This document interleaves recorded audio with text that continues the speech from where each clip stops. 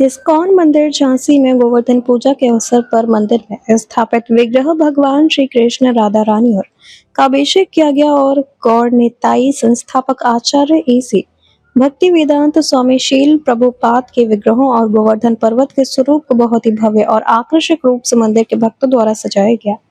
महाआरती और 56 भोग अर्पित किए। प्रभु दामोदर बंधु दास उनके साथ अन्य भक्तों द्वारा हरे कृष्णा महामंत्र एवं सुंदर भजनों के साथ मंदिर के वरिष्ठ उपाध्यक्ष श्री ब्रज जन रंजन दास प्रभु जी ने भगवान श्री कृष्ण की गोवर्धन लीला का आए हुए भक्तों को कथा का श्रवण कराया और बताया जो इस ब्रह्मांड में जो भी कुछ है उसके स्वामी केवल भगवान श्री कृष्ण है और कोई नहीं। ब्रजवासी देवता इंद्र की पूजा करते थे। इंद्र को बहुत अहंकार हो गया था। उनका अहंकार समाप्त करने के लिए श्री कृष्ण ने कहा आपको किसी की नहीं गोवर्धन पर्वत की पूजा करनी चाहिए। ब्रजवासियों को विश्वास था। उन्होंने इंद्र की पूजा न करके भगवान श्री कृष्ण की बात मानते हुए गोवर्धन पर्वत की पूजा की। इससे कुपित होकर इंद्र ने जल प्रलय कर दिया। भगवान श्री कृष्ण ने अपनी उंगली पर गोवर्धन पर्वत का धारण करके ब्रजवासियों की रक्षा की। अंत में इंद्रदेव को एहसास हुआ कि वह श्री कृष्ण से संघर्ष कर रहे हैं। अपनी भूल स्वीकार करते हुए श्री कृष्ण से प्रार्थना कर क्षमा याचना की। जब से ही गोवर्धन पर्वत पूजा की परंपरा चली आ रही है। प्रभु जी ने कहा हम लोग भी ब्रजवासियों की तरह भगवान पर पूर्ण विश्वास रखते हैं तो हमें भक्ति और भगवान की कृपा प्राप्त हो सकती है। हम सबको भगवान की शरण ग्रहण करनी चाहिए। अपनी छोटी उंगली के नख के अगले भाग टिप पे खड़ा कर दिया पूरा पर्वत।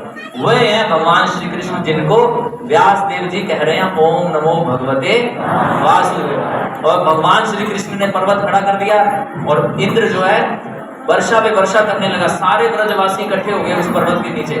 सारे के सारे इतने प्रसन्न हो गए क्योंकि इस समय एकमात्र ऐसी लीला थी जिसमें भगवान ने सारे ब्रज को आनंद प्रदान किया।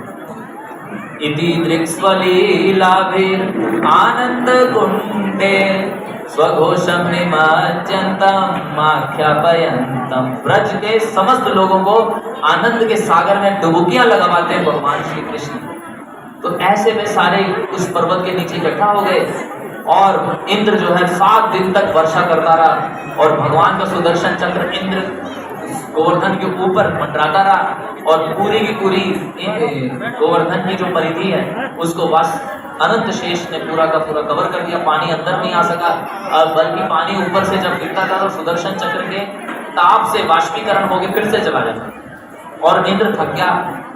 अरे 7 दिन हो गए कुछ भी हो नहीं रहा, ब्रज में तो कोई चूम भी नहीं हुई।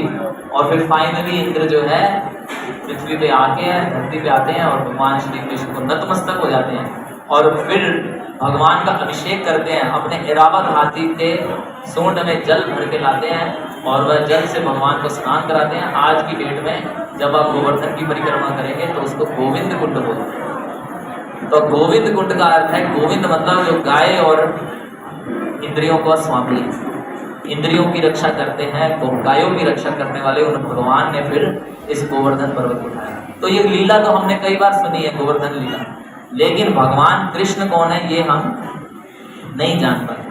तो अब आखिरी बार आपसे पूछते हैं, इसका उत्तर हाथ खड़ा करके फिर से देना है।